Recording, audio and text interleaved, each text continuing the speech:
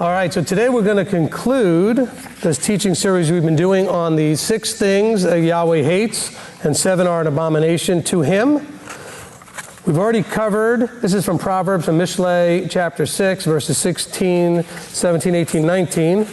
Okay, 16 through 19. We've already covered a proud look, a lying tongue, and hands shedding innocent blood, a heart devising wicked schemes, and feet quick to run to evil. So the last 2 are a false witness breathing out lies and one who causes strife among the brothers.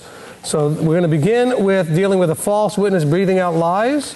And I want to start us out by giving us a little bit of more clarity about the definition of those terms. Okay, the Hebrew for false is talking about an untruth, but not just any kind of an untruth. There's an implication here also of something being a sham without a cause, deceitful and false.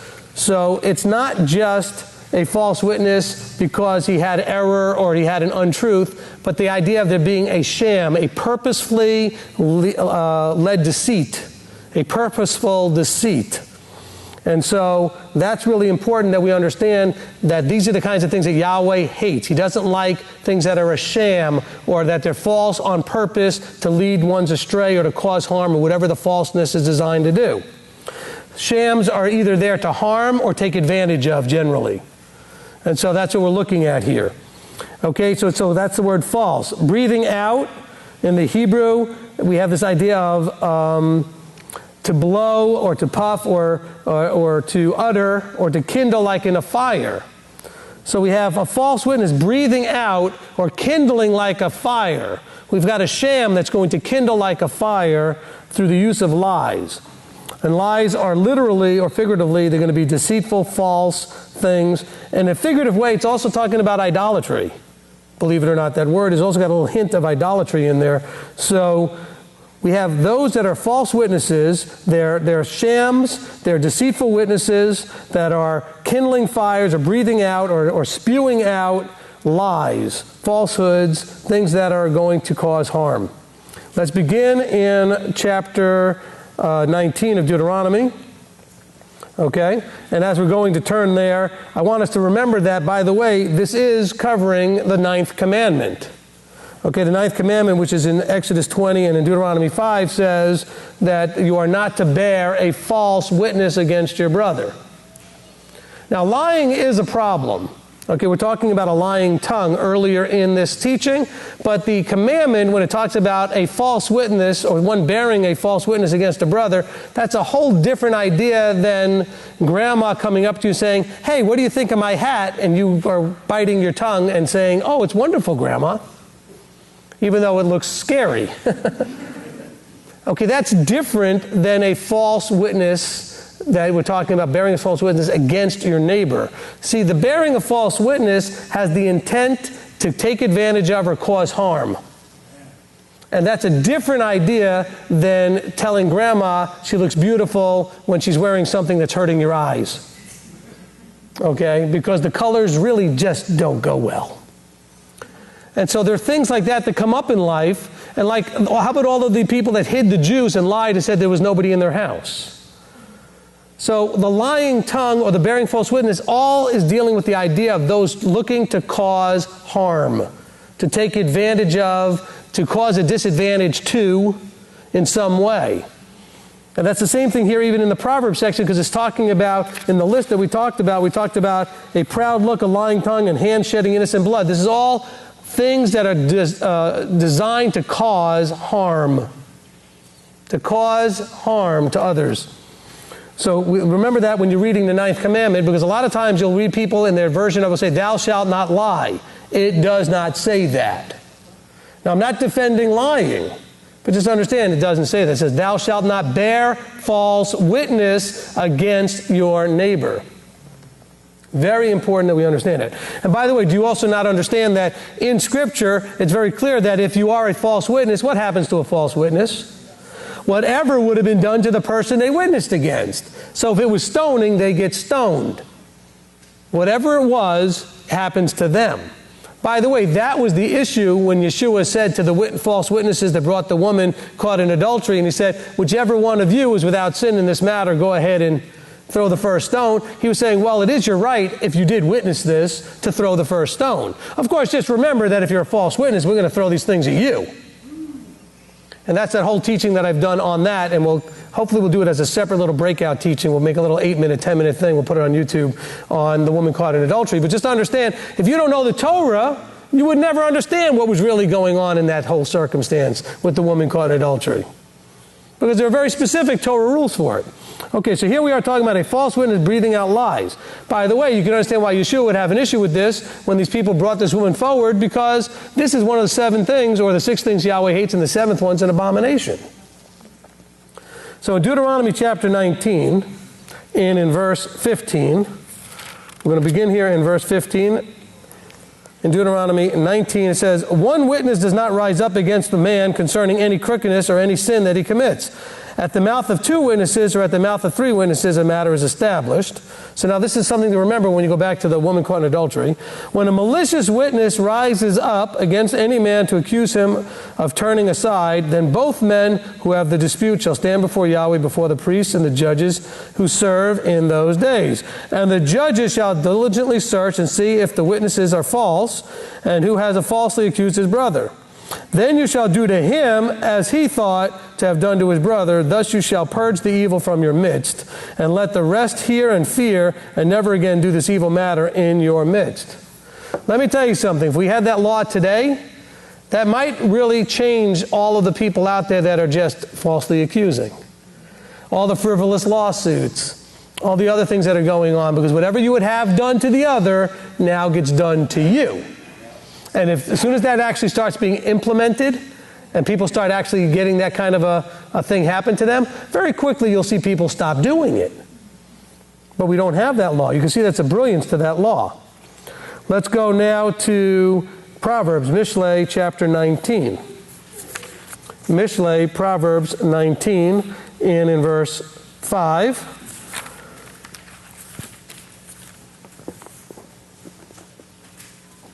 Now, we didn't read it as a part of this, but if you go to the woman caught in adultery, there's another verse that says the person who was the witness gets to throw the first stone. There's another verse that says if you catch somebody in adultery, you need him and her. There's another verse that says you need to bring them to the priest or the judge. Yeshua was neither of these. Not at that point. He was a teacher. He was walking around doing teachings.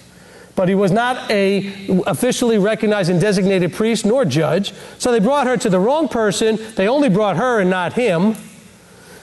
You see how that was all a mess? But yet Christianity wants to use this to show you his tremendous love and mercy. Well, excuse me, but if his love and mercy was breaking a commandment, it was wrong. So for him to say, don't stone her, if she really was guilty and everything was done right, he'd have been breaking a command too. But instead of breaking a command, he said to them, okay, whichever one of you is without sin, and it didn't have to do with being perfect, but sin in this particular matter, meaning this whole thing was a sham.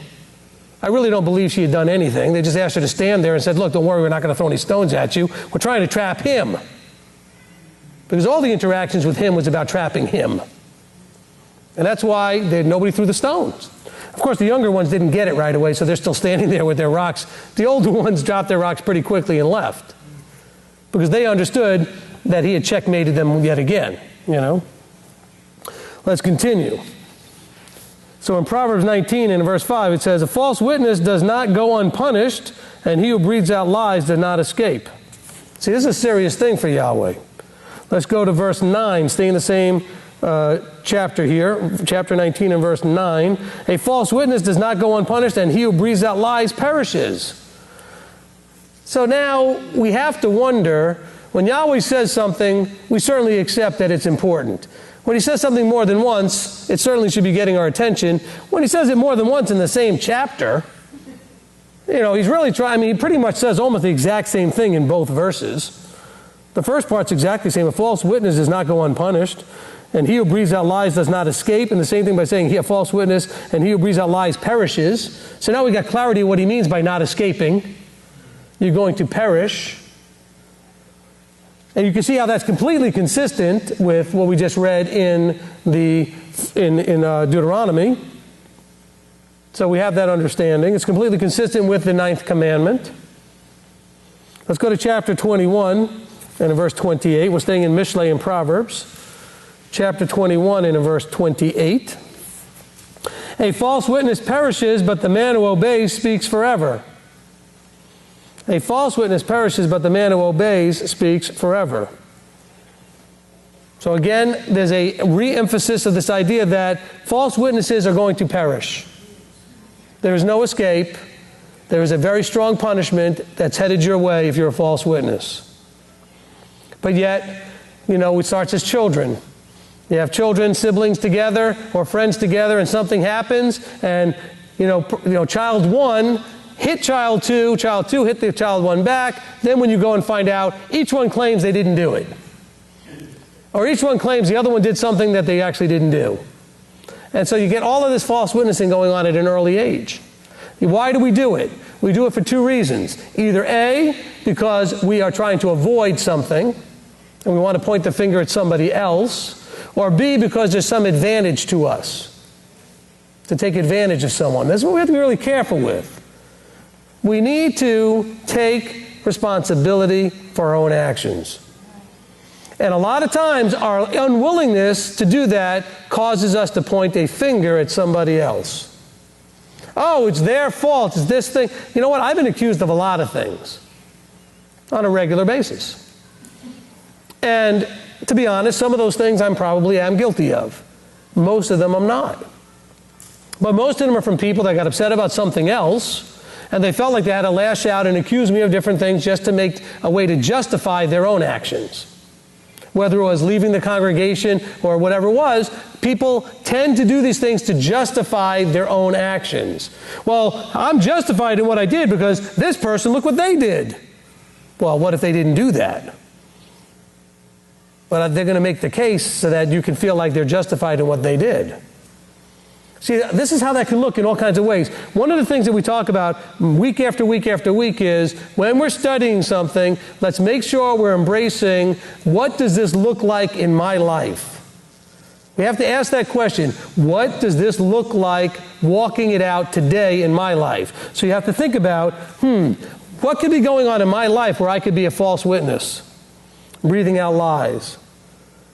And usually it's when we get defensive because we got caught, because we had our hand in the cookie jar, so to speak, or because some flaw in ours that we thought we had buried nicely all of a sudden reared its head and somebody saw it, and we now need to find a way to bury it again and claim innocence instead of taking responsibility for what we did.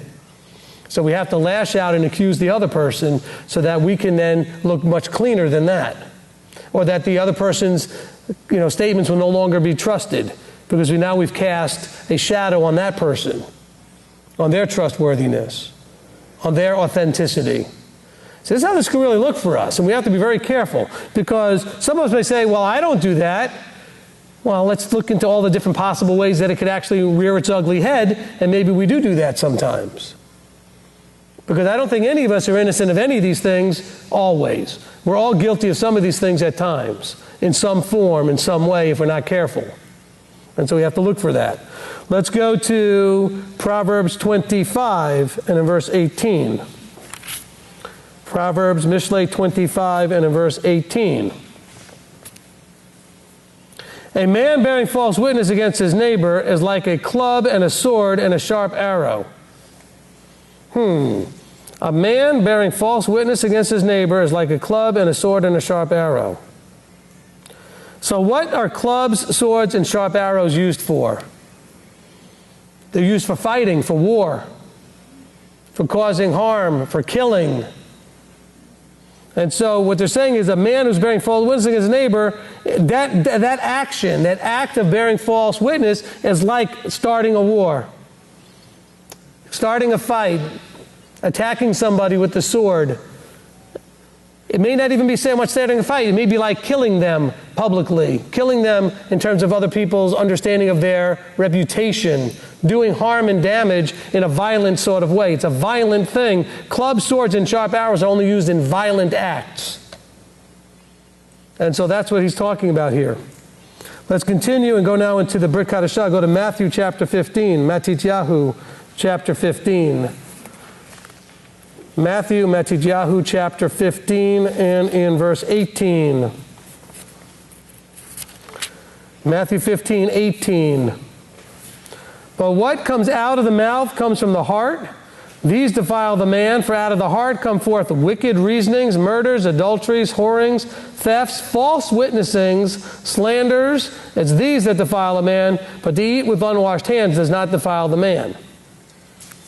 And by the way, I like the way it reads there, but to eat with unwashed hands, okay, which was the issue in Matthew 15, it was not whether or not there was pork being eaten or some other unclean thing. Okay, go back to the beginning of the chapter. You'll see it says, why do your taught ones transgress the tradition of the elders? For they do not wash their hands when eating bread. So, by the way, this is in Mark chapter 7 also and other places. But this idea of it's a tradition of the elders they're upset about, not a Torah command. And the tradition is a thing called Nitilat Yadayim, which is a specific ritual of washing hands. But what he does say, look, it says this is what's the real problem. The real problem is what comes out of the mouth, which is coming out of the heart. So what's coming out of the mouth? Wicked reasonings, murders, adulteries, whorings, thefts, and false witnessings, slanders. These are what defile a man. And so we have to not miss the point. You know, people will use this section to justify eating whatever they want. They miss the whole point. The point had to do with that section. He says, look, he said, why are you worried about this ritual of washing the hands when you're not worried about what comes out of your mouth because of what's in your heart? Because we know out of the abundance of the heart, the mouth speaks. And he's trying to say, look, be more worried about what you're putting in your heart than whether or not your hands are clean, because you're not worried about whether or not the stuff that's going in your heart is clean. You're allowing all kinds of stuff and poison and yuck to go into your heart, because you're going to be influenced by what you read, what you listen to, and who you hang out with. Those are your inputs. The things that you read, the things you're listening to, and who you're hanging out with. And if those people are spewing out all kinds of vile things, that's what you're eventually going to take into your heart, and you're going to spew it out and mimic them. Amen. And so we have to be really careful about what we're reading, what we're listening to. We could add to that what we're watching. Okay? Because that's still going to be the same kind of inputs. Those are our inputs. You know, garbage in, garbage out. And so if you're hanging out with people, watching stuff on YouTube, listening to stuff, and doing all these, and reading stuff that's going to put the wrong stuff in your system, then don't be surprised when the wrong stuff comes out. You should be really guarding your inputs. Be really careful about what you're reading, what you study, who you're listening to, who you're hanging out with, what you're watching, because of the inputs. And I'm not just talking about entertainment.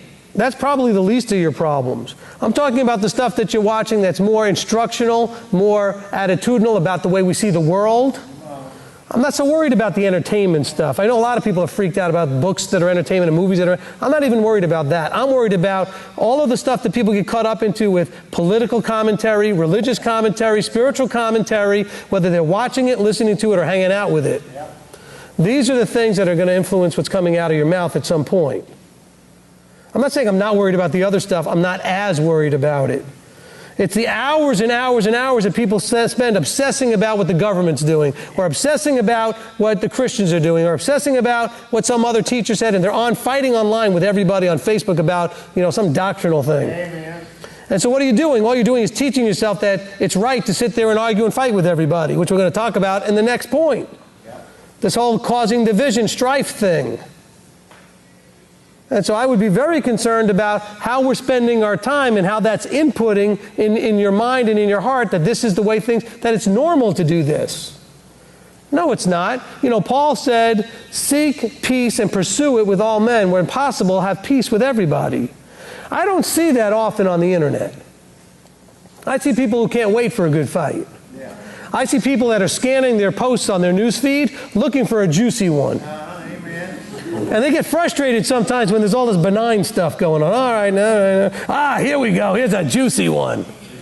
Well, I can jump into this one with both feet. And both guns blazing. You know. It is true, and so you have to be careful with that. Don't take the bait. You know, someone put something on my Facebook page the other day, says, just because there's bait on the hook doesn't mean you have to take it. But that's what some of this stuff is in the people posting on the internet. It's really just baiting you. And maybe it's not even you because it was a public post, but you can take that bait. And some of you experienced this in a different way. You've posted something you thought was a very positive, encouraging thing. I know Daniel has told me this, he's done that. And then family members pounce all over it because they took it as bait. And you didn't even mean it to be bait. You were just posting something for somebody to think about, for your consideration. You know, something gently and benign enough just to get somebody to think about something. And the next thing you know, it's blah, blah, blah, blah, blah, blah, blah. Yeah. People fighting and freaking out. And so we have to be careful with all that. Because then what happens is, you also see on these Facebook posts all kinds of false witnesses breathing out lies about each other, about people, about ministries, about teachings. Okay, I mean, there's all kinds of stuff about me out there. You know, and that's a warning, by the way, to anybody who wants to post anything. You post it, then eventually somebody will post something about what you posted and call you all kinds of names. Even if you just posted something on Facebook and you made some comments, next thing you know, you're going to be attacked. But you go out there and do teachings and post them on YouTube and podcasts and all that kind of stuff, oh, don't worry, you'll get attacked. If you're not getting attacked, you didn't say anything. Not of any significance, because then nobody would think it was worth attacking. And so just realize all that. Let's go now and look at the last point, because this is going to take a little bit of time. We're going to get into the last point. This is the 7th point. He says 6 matters Yahweh hates, yea, 7 are an abomination. And we can almost read that as the 7th is really the one that makes him the most upset. Those 6, he hates them. But the 7th one gets the designation that's sort of the highest of the low. I mean, I don't know how else to put it. It's the highest level of low you can be is an abomination. That's when you really hit the bottom of the bottom. And he calls this an abomination. It's the one who causes strife amongst the brothers. Yeah. So the one causing strife, the Hebrew there has the idea of sending away or sending forth or sending out or bringing on the way or conducting things in a certain way. And then this idea of spreading or stretching forth. So the reason I said all that is because this person who's causing strife is not necessarily the one who's right there at the forefront of the fighting. It may have been the one that just instigated and spread and started the whole thing and sort of lit the fire going. You see what I'm saying? It's not necessarily the person that's right there at the front still fighting. They may have just kind of walked away and said, okay, good, set the nice fire. Now I'll just walk away and enjoy the fire. And they went and got themselves some marshmallows and a stick, and they're no longer the one right there in the front of it. But they spread, they instigated, they caused this strife. And strife has a very straightforward definition of discord or disagreements, quarreling, dissension, contention, and it causes eventually schism, which is a synonym for a schism or a split, as in a congregation, because of a difference of opinion, doctrine, or etc. So let's start off in Proverbs 15 and in verse 18. Proverbs 15. I hope you're seeing that there's a lot of wisdom in the Proverbs, and a lot of things that deal with all these behavioral issues. And we're going to go to verse 18, where it says, a man of wrath stirs up strife, but he who is patient appeases strife. So what is this supposed to mean for us? Well, you know what? The one causing strife among brethren probably has an anger problem, a bitterness problem, something they're upset about. And by the way, we all have that problem. We all need anger management. I mean, I don't even know how else to put it. The one thing we struggle with more than anything else, you want to talk about the lusts? Okay, it's not lusting of sex or lusting of food. Our problem is anger. We have been hurt so much that we are so easily angered and upset. And anger could take a lot of different forms. Some of it can look like depression. Some of it can look like, you're feeling just sad and upset. But it's angry, you're upset. And then it causes you to lash out in whatever form you lash out in. But hopefully we can all understand that anger is our biggest problem in some ways. And it causes all of these things. Because it says a man of wrath stirs up strife. And so why would a man have wrath? Because he's angry, he's upset, he's been disappointed, he's been offended, he's been disillusioned. Fill in the blank. For whatever it is, he's upset or she's upset because of whatever happened or because of their perception of what happened. It doesn't even mean it actually happened. Has anybody ever, and I'm going to put this in two different directions. First, we'll start from one side of it, which is, have you ever had somebody be upset with you for something you actually never did? Okay? Now, was it easy to convince them that you never did it? No. As a matter of fact, probably some of you still have things that you've been accused of that you still haven't been able to convince them you didn't do it. Okay? Now let's go on the other side. Have you ever done the opposite of this? Have you been the one accusing only to find out that the person claimed they didn't do it, but you couldn't let it go? Anybody did that? You accused them, you lashed out at them, and then they sat there and looked you right in the eye and said, but I didn't do that. And then we have the hard time of figuring out, how do I let this go? Should I let it go, or do I believe them? And these are the Hatfields and the McCoys almost, you know what I'm saying? Okay? This is Jacob and Esau. Because Jacob did not feel like Esau actually took him back, and Esau didn't really feel like Jacob apologized, right? And so that's why Jacob said to him, I'll go meet you over there, and then Jacob went the other way. Because he had a sense that, no, this didn't actually work the way I thought it would. But we all acted all nice and friendly. Anybody do that? Have you ever sat with somebody who to your face made it seem like everything was perfectly all right when it completely wasn't? Yeah. Have you done that too? Did it really help anything to be phony like that? No. Okay? But we're all guilty of these things. We sit there and do the politically correct thing or the socially correct thing, and we smile, and then, look, by the way, some people ask me sometimes, what do I think about living in the South versus living in the North? And I'm going to say something that hopefully does not offend, but it might. But you know what? In the North, up in like in New York, when you're coming from New York City, we're very abrupt, we're very caustic, we're very kind of in your face, but most of the time, meaning more often than not, that could be 51%, by the way, when I say most. But most of the time, you kind of know where you stand with someone from up there. They're not going to be phony in your face. They're going to tell you right in your face, I am not happy with what you did. Why did you do that? Why? They're going to get in your face about it. What I find happening more often than not, again, that's 51%, here in the South, is that a person will smile to my face, never let me know even a hint that there's something wrong, and then they'll just disappear. They'll just stop talking, stop calling, and I'll never hear from them again. And I'll never know what was wrong, because they'll never tell me. And if I ever run into them, they'll act like nothing was wrong, and they'll never tell me. Am I wrong about this? Okay? But that's not helping anything. Now, I know sometimes it may feel better to just be treated nice and not know, but sometimes people don't like us New Yorkers who kind of much more in your face, and we are what we are, and you can read it on our sleeves. But at least you know where you stand. And I've had a few people tell me that's one of the things they appreciate my ministry is that, well, look, I may be a little caustic or abrupt or this or that, but at least you always know where you stand. I know, that doesn't excuse that I can't polish up the other stuff. But I'm just saying that at least we know where we stand. And so that's kind of the thing that we need to really understand here is that, as we're going forward and as we're doing what we do, we have reactions that are coming out of our anger. And so that anger can be just by the fact that the person acts like nothing's wrong when you know there's something wrong, and that makes you even more angry, doesn't it? Like, how could they just walk around and act like nothing happened? I don't know.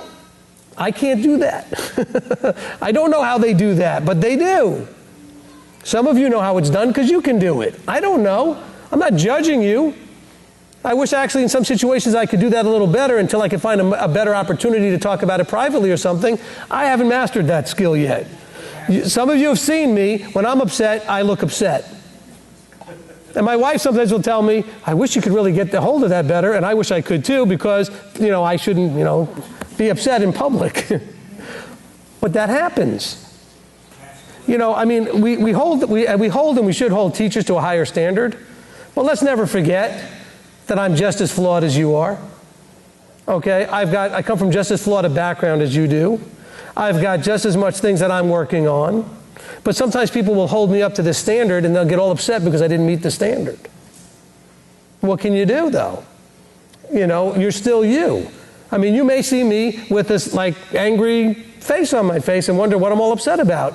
And I may be wondering the same thing, because I probably shouldn't be upset about whatever I'm upset about. But yet, I'm just like you. I have triggers and buttons that people can push. Right? Don't you have those? Yes. Okay, you all have those buttons. As a matter of fact, and the people closest to you, like your spouse, can push those buttons anytime they want. They know where they are. They know exactly how hard to push it and when to push it and the opportunities. And it doesn't have to be a spouse. It could be your mother, your father, your sister, your brother. We all know where each other's buttons are when we get to know each other long enough. And by the way, what happens when you're in a public situation and somebody pushes that button and had no idea you even had that button? Now we end up with one of these things where you get angry and you may decide to cause strife. They did it accidentally. They didn't know you had that trigger. They didn't know where you were hypersensitive. By the way, we're all hypersensitive in areas. Those are the areas that we get offended in. Of course, then we laugh and we look at the other person because their hypersensitive area is not the same as yours. And we go, I don't get it. What was the big deal? Why were they upset? And the person looking at you when you're upset would think the same thing. Because for them, your area is not a problem. Just like for you, their area is not a problem. And we have to always remember, all of us have problems. All of us are broken. All of us are damaged goods. All of us are dysfunctional, meaning we are not functioning as designed. We are not functioning as up to manufacturer's specs. Okay? All of us.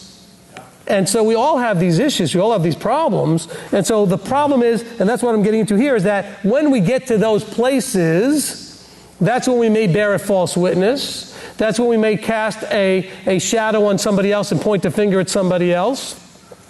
Especially if they seem to have, quote unquote, gotten away with something. Oh, they think they got away with it. I'm going to show them, and you're going to try to cause them to get some sort of comeuppance about it. Well, Yahweh says judgment is mine, and also the punishment is His. If you try to get them their punishment now in this world, you're just getting in the way of what you're taking His job. You're usurping His role. And that's one of the things that we keep talking about, and we're going to talk about it in a separate teaching, hopefully at some point, is, whose role is it anyway, is basically the point. Do you know your role and the limitations of your role? Because we get a lot of anger in us when we want to go outside of the realm of our role. See, if you are a licensed professional, one of the things you would learn as a licensed professional is what are within the scope of your license. Some things are not within the quote-unquote scope of your license, which means that if you step outside that scope, you are liable to all kinds of damages and problems. You cannot go outside the scope. My wife's a dental hygienist. If she started to do something as a hygienist that only a dentist was allowed to do, she could get herself in big trouble if she went outside the scope. Do you understand what I'm saying? I am in ministry. I can counsel you, but if I start giving you legal advice or accounting advice, I could step outside the scope of my position. Because I'm not an attorney and I'm not an accountant. Do you understand what I'm saying? So you're not Yahweh. Yahweh has a job. You don't need to do His job. And we have to remember that at all times. Let's continue. Go to 1 Corinthians chapter 3. 1 Corinthians chapter 3. And in verse 1. And I, brothers, was not able to speak to you as spiritual ones, but as to fleshly, as to babes in Messiah. I fed you with milk and not with solid food, but until now you are not able to receive it, and even now you are still not able. For you are still fleshly, for since there is envy and strife and divisions among you, are you not fleshly and walking according to man? All right, let's break this down real simply, because people know this verse, but they don't connect it to verse 3 enough. Okay? Look, a lot of people want to say, because they're sharing some doctrinal understanding that the other person isn't grasping, oh, well, you're still choking on the milk. You're not able to handle this deep understanding. That's not what Paul's talking about here. Paul's saying, look, brothers, I would like to speak to you as spiritual ones, as ones who are walking in the Spirit, quote unquote, as opposed to walking in the flesh. By the way, what is walking in the Spirit? It means walking in Torah observance, walking in truth, Because it says, Yeshua said, I am the Spirit of truth. We want to walk in the Spirit of truth. I am the truth. He said, I want to talk to you about things as you walking in the Spirit of truth, but you're still fleshly and you're still acting like babes. In other words, you're still sucking on the milk, and by the way, you're even choking on that. And then he says, how do I know this? Because you are dealing with envy, strife, and divisions. He says, that's what I'm looking at, not a lack. When does he say, because you're not understanding doctrine correctly? When does it say, because you still don't understand this doctrinal position? He says, no, you're envying, you're having strife, and you're having divisions among you. He says, are these not fleshly things, walking according to man? I mean, I've made this point often, and I say tongue-in-cheek, but I'm sure it wouldn't be that far off, that if Paul was alive today, he'd be mortally depressed. Yeah. Because he'd look at us and say, nothing has changed. He's like, for crying out loud, it's been 2,000 years. Amen. And nothing has changed? 2,000 years and you're still doing everything that's in 1 Corinthians verse 3 of chapter 3. You're still envying, you're still striving, and you're still causing division. I think he would be sitting there going, what was the point of all this? Yeah. For 2,000 years, you guys couldn't get any further than this? And we think we've arrived. We think we're so smart. This congregation alone has gone through 3 or 4 splits in 3 years. That should not be. But there's envying, there's striving, and there's divisions that are being caused. Let's continue. Let's go to 2 Timothy chapter 2. Sometimes people wonder why they're not growing and progressing. Maybe it's because we're having some of these problems. We're so busy focused on our envies and our strifes and all these other things instead of just learning to find peace and shalom and allowing the one whose job it is to deal with what his job is, not what your job is. I've said often, Yeshua did everything he had to do. He didn't do anything you have to do, but guess what? It goes the other way around. There's nothing you have to do that he's supposed to do. You only have to do what you have to do. The things that's his job, he will do them. Stop stepping into his role. Same thing with the Father. We talked about that last week, and we've talked about it often about, no one comes unless the Father draws them. Well, just remember, it's the Father's job to draw them. It's not yours. It's your job to be ready if they're drawn to you. Prepare to give an answer and all those kind of good things. Okay, but it's not your job to run around with your fishnet and your lasso and your spear and try to go out there and get you somebody. 2 Timothy chapter 2 and verse 23. 2 Timothy 2:23. But refuse foolish and stupid questions, knowing that they breed quarrels. And a servant and master of the master should not quarrel, but be gentle towards all, able to teach, patient when wronged, in meekness instructing those who are in opposition, lest somehow Elohim gives them repentance unto a thorough knowledge of the truth. And they come to their senses out of the snare of the devil, having been taken captive by him to do his desire. Let's remember this again. But refuse foolish and stupid questions, knowing that they breed quarrels. What does it mean to refuse stupid questions? Well, I'll tell you what it doesn't mean. It doesn't mean look person in the eye and go, that's a stupid question. What's wrong with you? That's a dumb question. What it means is when people are asking those kind of questions and these kind of things that are happening on the internet, you can just let it go by. You don't have to take the bait on the hook. Because if it's foolishness, you don't need to be involved. That's right. Let's continue.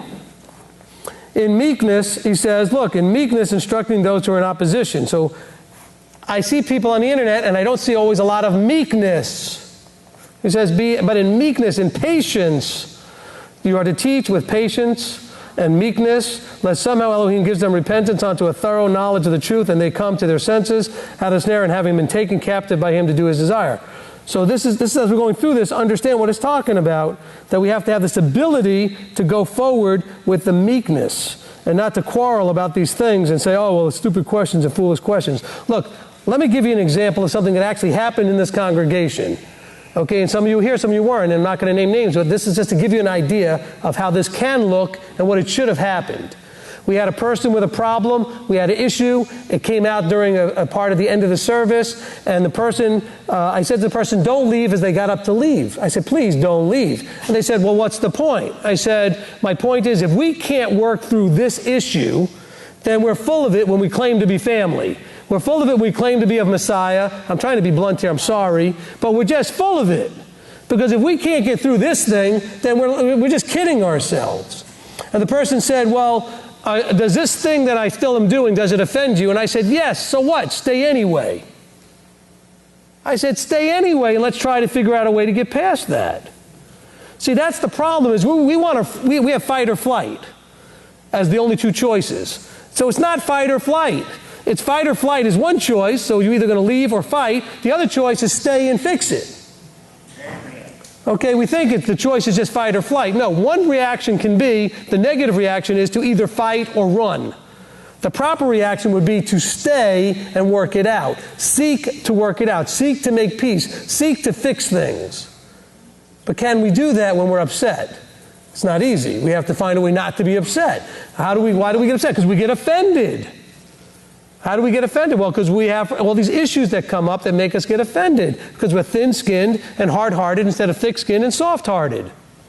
I hope that makes sense to everybody, what the problem is. Let's continue and go into Romans chapter 13. Romans chapter 13.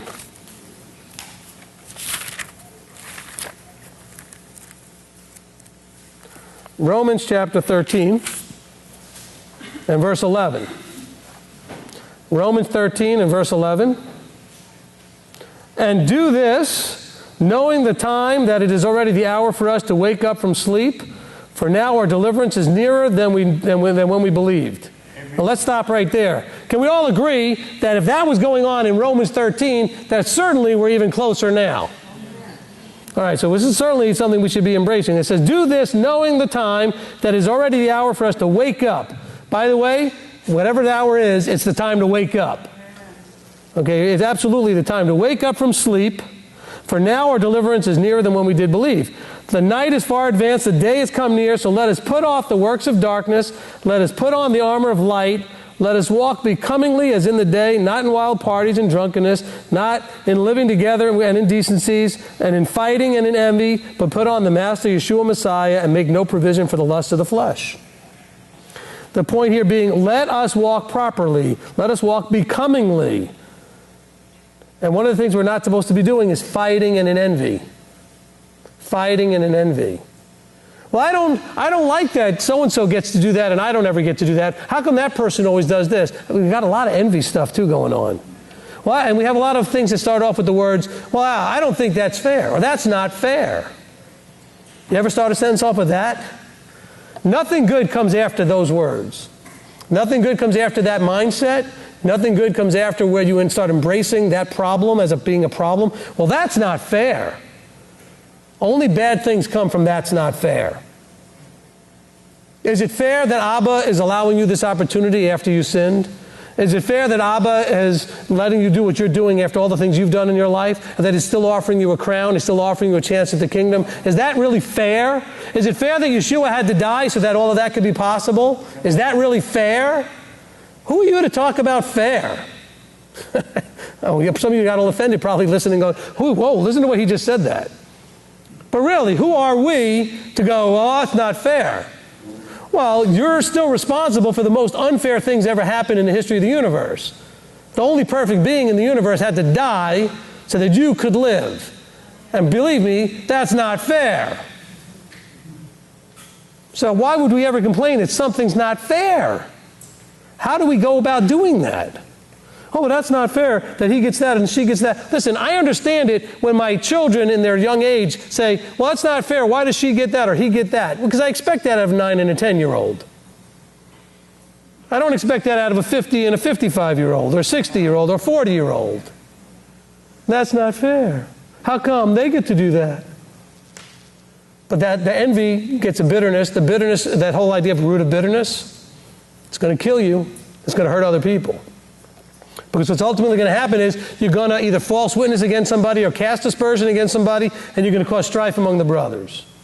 And what did it say about the one that's doing these things? They're going to perish. Do you want to perish? I don't think so. Otherwise, why would you be here? You're here because you want life. Amen. You want to live. You want real life, eternal life. Let's continue with Titus chapter 3. And then we're going to tie this all together. Okay, we'll go to Titus 3. This isn't in my notes, but it's someplace I knew I wanted to go.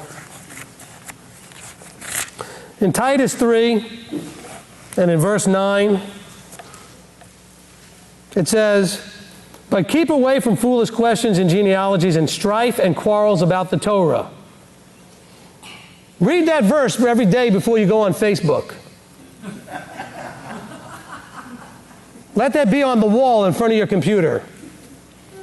"But keep away from striving and quarreling about the Torah. For they are," listen to this, "unprofitable and useless." I mean, how many of you have actually won an argument on Facebook? Anybody? Ever? Was there anything profitable that ever came out of it? No. Okay? So I think Paul knew what he was talking about here. He says, don't get involved in all these things, the genealogies and foolish questions and strife. By the way, people can get hooked on it just being about genealogies and that kind of thing. He says, look, keep away from strife and quarrels about the Torah. So that includes anything in the Torah. He says, for they're unprofitable and useless. But he says, look in verse 10, he says, "But reject a divisive man after the first and second warning." They're supposed to be, by the way, a first and second warning. You're supposed to give them an opportunity to make things right and cease and desist in what they're doing. But if they refuse to, the person that's supposed to be rejected, the only excuse for division is to get rid of the person causing division. And that's really the problem. He says, but yet people want to split and have division over quarrels and strife over the Torah. Oh, well, I don't think we should be doing it that way. And I don't think we should be doing this way. And how come we're not doing that? And how come you're not doing this? Does any one of us actually know everything? You remember when I used to talk about Messianics Anonymous? Hi, my name is Steve, and I don't know as much as I think I know. We all should start out that way. Hi, my name is, and I don't know as much as I think I know. But it says none of us is perfect, and none of us knows everything. Why is it that we can't coexist, allowing for the fact that we don't know everything, and we don't agree with each other on everything? Well, so what? Where are you going to find a group of people that actually agrees with each other on everything? Maybe in like a Stepford thing or something, I don't know. Some sort of weird programming, drugged up something. I don't know. Because when I hang out in congregations that I go to speak to, congregations that I've been a part of, congregations that I've led, I've never found a group of people that agreed on everything. I don't think I've ever found two people that agreed on everything. Now, people may come up to me and say, Rabbi, I've agreed with everything you said so far. I said, just keep hanging out. We'll get there sometime. Not that I'm trying to, but there's no two people that agree on everything. Now, sure, I'd love for you to agree with me on everything. You'd love for everybody to agree with you on everything. But if we can accept what the reality is, but of course none of us wants to live in reality. We want to live in the world of our own creation. And in my world, everybody agrees with me. Isn't that nice? But guess what? None of us lives in your world but you. Okay? We live in His world. And in His world, in the reality we all live in, we don't all agree. We're all looking through a glass darkly, like it says. We're all, like in Deuteronomy 28, groping around in the middle of the day like it's midnight. Okay? We're all struggling to see. We all should be praying every day for eyes to see, ears to hear, all of that kind of good stuff. So why are we fighting? Why are there quarrels and strifes and divisions among us? Because, you know why? Because we're still too fleshly. The flesh gets offended. The flesh it feels pain. The flesh gets all upset and disillusioned and all these things. The Spirit doesn't. The Spirit doesn't. But we're still too fleshly. And by the way, don't get caught up in the trap of fleshly means that you're somebody out there that's, doing what we think the world is doing. Like, okay, so you're having illicit sex, and you're eating whatever you want, and you're worshiping foreign things, and you have foul language, and you do drugs, and blah. I mean, we could fill in the list of what we think flesh means. I'm sorry. Flesh means anything that falls short of Yeshua. That's my definition. So Yeshua wasn't offended. Yeshua took all of that. I mean, they spit on him. They did everything. He never got offended. You would have. I would have. Under all those circumstances that we see people. See, the flesh gets offended. The flesh is jealous. The flesh says that's not fair. The Spirit's not going to say that's not fair. Because everything is already not fair. That you're even being offered anything at this point is not fair. But it's just. There's a difference between fair and just. In their plan, it's just to do things this way. It's right to do things this way, even if it's not fair. And so fairness has nothing to do with it. He's the only one that knows what fairness really is. You can't decide what fairness is. Yeshua, when he comes, is going to judge in righteousness and in fairness. By his standards. Not by your standards. And if you haven't figured it out by then, he may still make decisions that you may go, wait a minute, I don't like that decision. I don't see why he did that for that person and did something different with me or whatever it was. Do you trust his fairness and his justice? Look, the prophets had the problem with this too. The prophets would say things like, Yahweh, why is it that the wicked seem to prosper? That's not fair. I don't get it. His ways are above your ways, as the heavens above the earth. You don't get to understand these things necessarily. You have to trust them. You don't have to understand them. You have to trust them. You don't have to understand them. You have to believe that he has it all under control. And that someday you'll understand it, and someday it'll make sense to you when you become like him. When you're changed, or when he chooses to reveal it. By the way, aren't there things now, especially those of us that are, say, north of 50, that you've had enough time in your life that you can look back and go, oh, I understand that now when I didn't understand it when I was 20. And I didn't understand it even when I was 30 or even 40. But now looking back, okay, now I get it.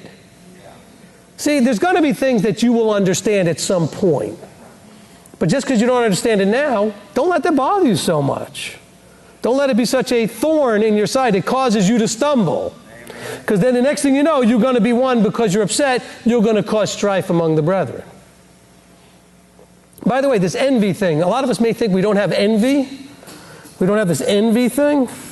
Well, let's think of it maybe in terms of a different idea. If the congregation, for example, is keeping a different calendar than you, or the what that you would like to have, this is an easy topic to pick, then you might envy wanting it to be your way, desiring it your way. I would like to be the one in charge. I'm envying the position to be the one that makes that decision. And so what do? And the next thing you know, you're talking to people during the oneg, you're pulling them off on the side, you're calling them up, you're sending them emails, trying to convince more and more people that your calendar is the one everybody should be doing, and attacking the one the ministry's already picked. Because you would rather, see, envy is basically the idea of a strong desire for something you don't have, that somebody else has. And so you may desire to be the one in charge. You envy being able to make the decision. You envy being the one that sets up how things are done so that it can be the way you want it to be. By the way, that's why a lot of divisions happen, because that person then ends up setting up their own congregation, because that way they get to be the one doing the decision making. I tell people all the time, walk in my shoes before you desire to have this position. Michael knows. Okay? You walk in these shoes for a little while, and you'll see it's not everything you think it is. It looks real, it looks great, you know. I've had people say things like, well, I don't know why we should have a full-time ministry. I mean, after all, you just show up on Saturday for a couple hours. You come to my house and spend a week, and you watch what I do all week, and you'll think I just do a couple hours on Sabbath. How many of you have got an email from me at 2 in the morning? Have any of you ever look at the timestamps on anything that comes from me and just be aware that I'm still working at 2 and 3 in the morning? How many of you have called me at 9 or 10, or, well, most of you know not better than to call me at 9, but, you know, have called me at 10. I start at 10 and I'm done at 3. Well, how many hours in that day? You know, I was talking to somebody the other day, and they're in ministry in another area, and they were talking to me about the fact that they still have a full-time job and that they really desire to get that worked out. And they said that they're having a lot of hard time because they work 60 hours a week. And I said to them, tongue-in-cheek, I said, I didn't realize you were part-time. Hey, Mike, would you like to work only 60 hours a week? Okay. You understand what I'm saying? 60-hour week, I don't know, how many hours are there from 10 in the morning to 3 in the morning? That only leaves 7 hours out. That's 17 hours. Okay, so 17 times 7, by the way, because I don't get a day off. I'm here working now. And I have a lot of responsibility today, as the priest did as well. Now, I'm not whining or complaining. I'm just saying, before you envy the position, it's more than just being the one who gets to decide what calendar you keep. There's a little bit more responsibility than that. And putting a message together each week. And taking the phone calls for people whose marriages are falling apart, or who lost a loved one, or have somebody, whatever the strife or the issue is that's causing them pain and they're suffering.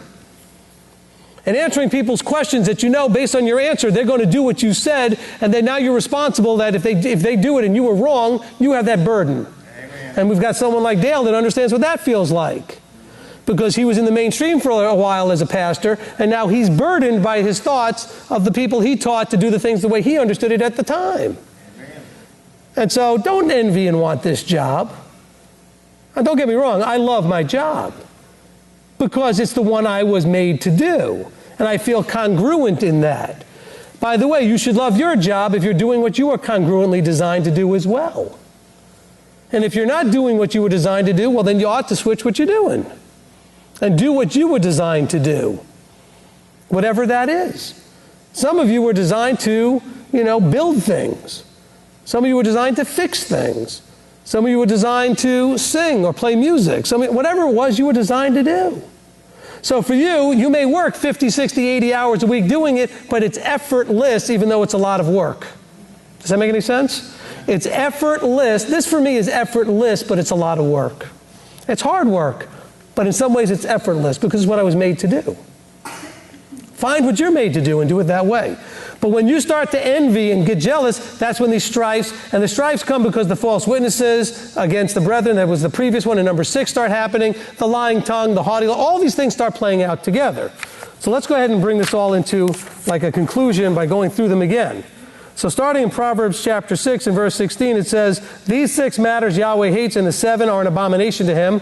We're dealing with a proud look, because it all starts with, oh, I don't like what I'm seeing. Oh, did you see what that person did? Or I want to add the ears to it because it should have the hearing in there as well. Maybe you heard something and it bothered you, even though you didn't do what you were supposed to do and verify it anyway. By the way, how many of us are guilty of hearing something and buying into it completely without validating it? Anybody ever do that? And then how many times have you found out that you were completely wrong and you misunderstood it, or the person who told you misunderstood it? And meanwhile, now there's blood on your hands because you did something because you took it as truth when it wasn't. How many of you have had that done to you? Where somebody said something about you and other people believed it, and yet the damage was still done. And undoing it, it's kind of like the old story about the pillow, and you take the feathers out and cast them all over the place. I said putting them all back into the pillow is as hard as fixing something once you set it out of your mouth that caused somebody harm. Once it's out there, it's out there. Amen? So we have a lying tongue, I'll add the ears to that, and then because of our proud look and tongue and all that other stuff, we have hands that they'll go around shedding innocent blood. And it's not necessarily with our hands, we do it with our mouth, we do it in other ways. And then we do these things because our heart devises wicked schemes, and then our feet are quick to run to do evil, cause people harm. And somewhere along the way, we may have a false witness that's going on, where we're making a false witness about other people, we're breathing out lies about other people, we're bending or altering the truth to make someone else look bad so that we can look good, or to look bad so that we can feel better because we got our pound of flesh out of them. Because they made you suffer, so I'm going to make them suffer. You know what? I bet you all of us have done that. Did it really ever make you feel that much better, ultimately? Did it really do anything good? Sure, I got them back. I showed them. Oh, that's something we love to say. Oh, I'll show them. Or I showed them. Now they know how I feel. Well, good. So now you both suffered. Big deal. Is that really what you wanted to do? It doesn't accomplish anything. And then finally, what it ends up doing, which is the biggest abomination, is it causes the strife among brothers. And that is a great, great shame. That is a great sadness. And that's why the Messianic Hebrew roots, whatever we call ourselves, is such a horrible, disjointed mess. And that's why a lot of people, while they are attracted to it, don't stay.